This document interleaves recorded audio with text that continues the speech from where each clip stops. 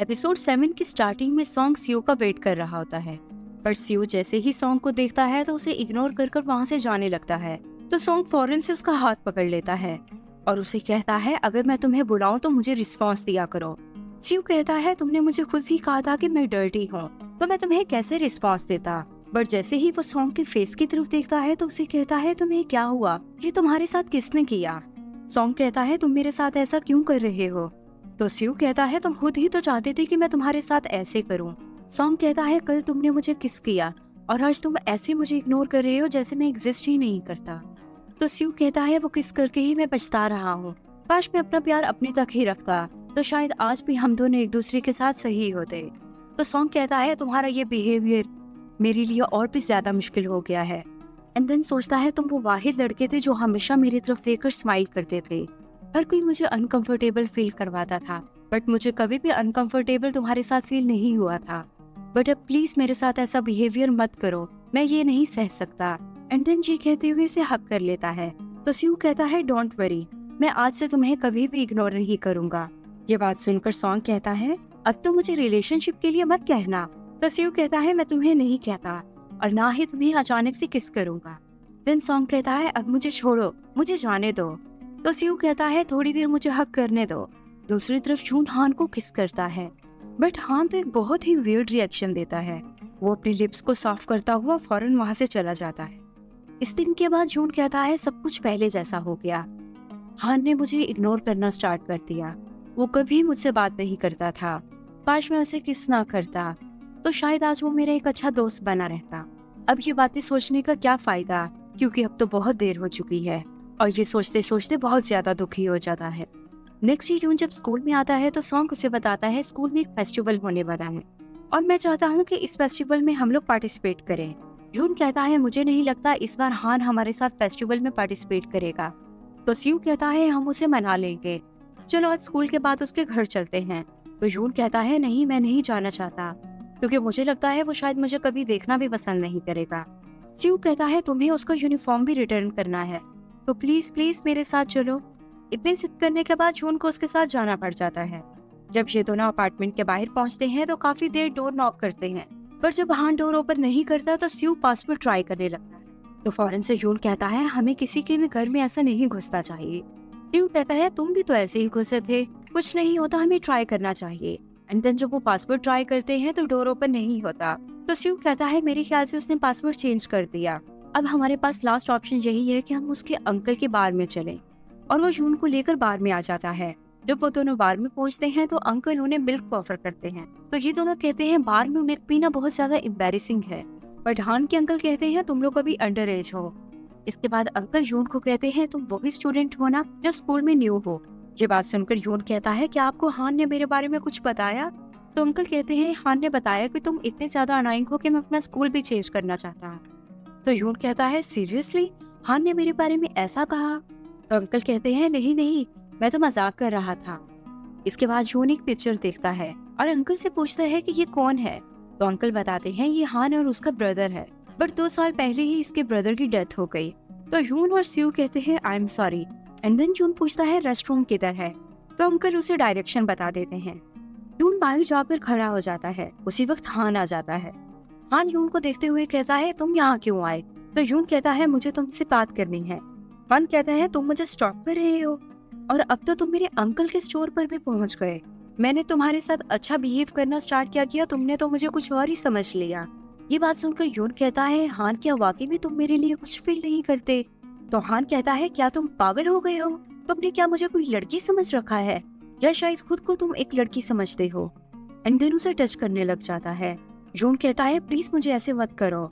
हान कहता है, तुम खुद ही तो चाहते थे कि मैं तुम्हारे साथ ऐसा करूं, अब तो तुम्हें बहुत ज्यादा मजा आ रहा होगा। यून रोते हुए खुद को हान से छुड़ाता है और कहता है, आई एम सॉरी, मैं बिल्कुल भी नहीं चाहता था कि हम दोनों के दरमियान ऐसा सब कुछ हो जाए। अगर तुम मुझे नहीं पसंद करते तो इट्स ओके, बट मुझे लगा था कि तुम भी मुझे पसंद करते हो। डोंट वरी, आज के बाद मैं कभी भी तुम्हें तंग नहीं करूंगा। और उसे सॉरी करते हुए वहाँ से चला जाता है। जब बार में आता है तो वो देखता है कि वहाँ सियो बैठा हुआ। वो सियो को कहता है, क्या तुम जून के साथ आए हो। तो सियो कहता है, क्या तुम्हें जून रास्ते में नहीं मिला। एंड देन उसे यूनिफॉर्म देते हुए कहता है, ये जून तुम्हारे लिए लाया। इसके बाद वन घर में आ जाता है। और बैग से एक नोट निकालता है जिस पर लिखा था thanks for the clothes. And then सोचता है मैं यून के बारे में कितना गलत सोच रहा था, वो तो वहाँ सियू के साथ आया था। नेक्स्ट डे यून पियानो की प्रैक्टिस कर रहा होता है तो हान रूम में आ जाता है। हान यून को कहता है तुम्हें पियानो बिल्कुल भी प्ले करना नहीं आता, चलो मैं तुम्हें सिखाता हूँ। एंड देन उसके पास बैठकर पियानो प्ले करने लग जाता है। यून जब उसका म्यूजिक सुनता है तो कहता है तुम तो मुझसे भी बुरा प्ले करते हो। तो हान कहता है शायद तुमसे बुरा नहीं। एंड देन दोनों पियानो प्ले करने लग जाते हैं। पियानो प्ले करते करते दोनों की हाथ टच करते हैं तो फौरन से हान यून का हाथ पकड़ लेता है और उसे कहता है आई एम सॉरी। तो यून कहता है किस बात के लिए? हान कहता है कल मैंने तुम्हारे साथ बहुत बुरा किया और तुम्हारे साथ ऑनेस्ट नहीं रहने के लिए, और वैसे तुम तो जानते हो कि मैं तुम्हारे बारे में क्या फील करता हूँ। तो यून कहता है जब तक तुम मुझे खुद नहीं कहोगे तो मैं कैसे जान पाऊंगा। हान कहता है तो मैं तुम्हें जवाब देता हूँ, क्या तुम श्योर हो कि तुम्हें इसके बाद कोई रिग्रेट नहीं होगा? यून कहता है नो। देन हान यून को किस कर लेता है। दूसरी तरफ सॉन्ग और सियू की नजदीकियां भी बढ़ती जा रही थी। सॉन्ग बास्केटबॉल खेल रहा होता है तो सियू आ जाता है और उसे कहता है कि अब मैं तुम्हारे साथ प्रैक्टिस करने में हेल्प करूं? तो सॉन्ग कहता है श्योर, और इसके बाद दोनों बास्केटबॉल खेलने लग जाते हैं।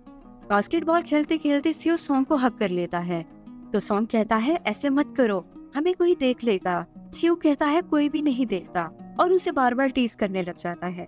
इसके बाद सीन क्लास की तरफ शिफ्ट हो जाता है। क्लास में बैठे हुए यून और सियू आंखों से एक दूसरे से बातें कर रहे थे।